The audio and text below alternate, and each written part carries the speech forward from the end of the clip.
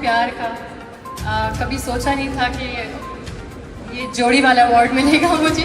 मेरी जोड़ी एक ही के साथ हिट है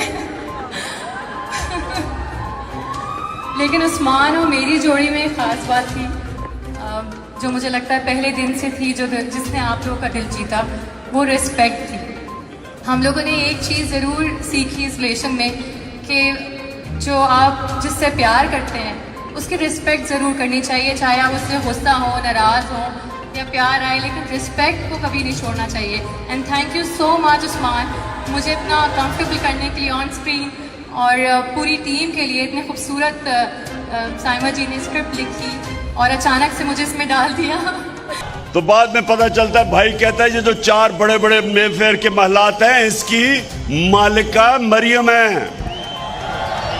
तो अब वो कह रही है, शहबाज शरीफ को ऑडियो लीक्स में आता है कि हिंदुस्तान से पार जनरेशन की मशीनरी इंपोर्ट कर रहे हैं।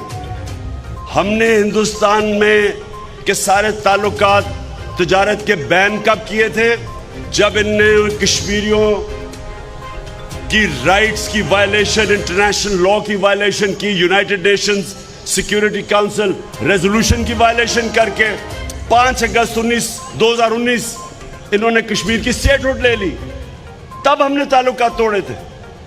अभी तक ताल्लुकात टूटे हुए हैं, लेकिन दमाद, मरियम का दमाद वहां से मशीनरी बुला रहा है और प्राइम मिनिस्टर चेरी ब्लॉसम क्या कह रहा है? तरीका बता रहा है कि इसको किसी और मुल्क से ले आओ। दोस्तों, इस बारे में अपनी राय का इजहार कमेंट सेक्शन में दें। वीडियो अच्छी लगे तो लाइक करें और इस चैनल को सब्सक्राइब करें।